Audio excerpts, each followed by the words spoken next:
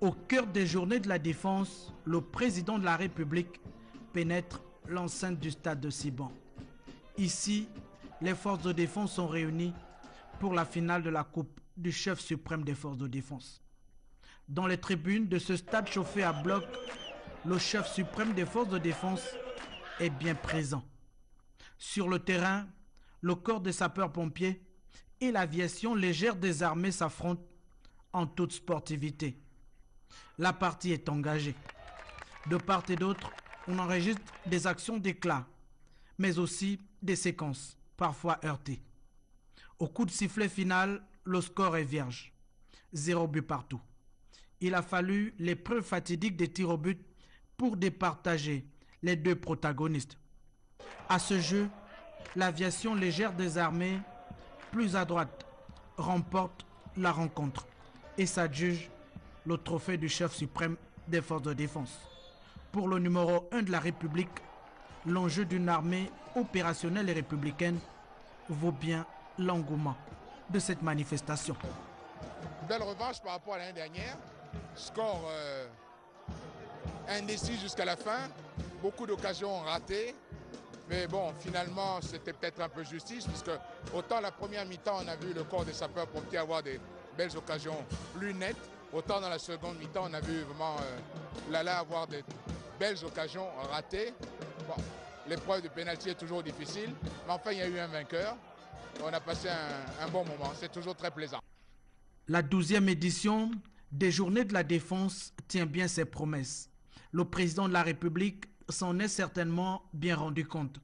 L'engouement, la mobilisation et surtout la cohésion entre les personnels des forces en charge de la protection du territoire national. Une journée porte ouverte, un bivouac et plusieurs autres manifestations sont prévues pour cette édition. Alors, les militaires disent la vue du château pourvu que ça dure. Alors, les militaires ont besoin également de prières et nous recevons ce soir le pasteur Léonard Coré-Okumi. Il vient nous parler d'une croisade d'évangélisation qui se déroule à Libreville. Pasteur, bonsoir. Bonsoir. La croisade d'évangélisation se déroule, vous avez dit, à l'Alliance chrétienne, située à VA, quartier de Libreville. Alors, quelques précisions, ça a commencé, ça va durer combien de temps?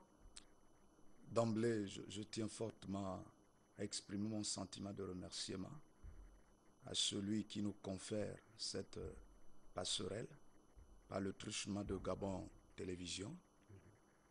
Et en ce qui concerne le programme dont il est question, c'est une croisade qui certainement relève de la commission que Jésus-Christ, le chef suprême de l'Église, nous a certainement conférée, laquelle consiste à aller partout dans le monde, faire des hommes de tous bords, de toute langue, de tout peuple, de toute nation, de toute obédience, des disciples.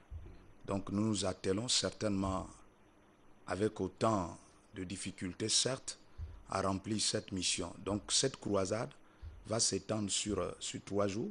D'ailleurs, elle a commencé ce soir. Certainement, elle va s'enchaîner demain pour se terminer après-demain, c'est-à-dire dimanche. Et ça s'adresse à qui, là, la croisade? Bon, la croisade, c'est comme je l'ai dit tantôt, c'est pour répondre à la grande commission que Jésus-Christ nous a conférée, celle qui consiste à aller par tout le monde. Et voyez-vous, sans Jésus-Christ, notre vie ne peut pas avoir le moindre sens, d'autant plus qu'il est la vie. Et d'ailleurs, la Bible, pour appuyer cela, de la façon la plus forte, nous fait comprendre que celui qui a le Fils a la vie. Celui qui n'a pas le Fils, malheureusement, ne peut pas avoir la vie. Est-ce qu'il y a un message spécial par rapport à cette croisade qui va se dérouler à VA2? Le thème de la croisade, certainement qui est un message, c'est Jésus-Christ qui sauve, Jésus qui guérit, Jésus qui délivre. Et je crois que, je sais que les médecins font tout ce qui est en leur pouvoir pour répondre à un certain nombre de besoins sanitaires. Mais je crois que la médecine, je n'ai pas envie d'offusquer qui que ce soit, mais je voudrais tout simplement que nous comprenions qu'il y a certainement des besoins que la médecine ne peut pas satisfaire. Là, il faut absolument l'intervention du Créateur. Donc c'est dans ce contexte-là que nous nous levons pour annoncer l'évangile, pour dire non seulement Jésus-Christ sauve l'homme sur le plan spirituel, mais il peut aussi répondre à ses besoins d'ordre social, d'ordre sanitaire. Ok. Alors, voilà, merci, pasteur. On espère que pendant ces 3 jours, les gens viendront justement prier. Restez un moment avec nous pour cette information. Le coordonnateur général de la commission du centenaire de la ville de Mékambo, le ministre Emmanuel Isosé Gandé, convie les cadres originaires de la province de Guévino à une réunion sur l'organisation du centenaire de Mékambo le samedi 16 mars 2013 à partir de 15h30 à la Chambre de commerce de Libreville. Voilà, mesdames, messieurs, c'est sur cette information service que prend fin ce journal. Demain, vous retrouvez 9h30 et 13h Patrick Zorbicalé. Moi, je retrouve demain à 20h. Excellente soirée à tous et bon week-end. Au revoir.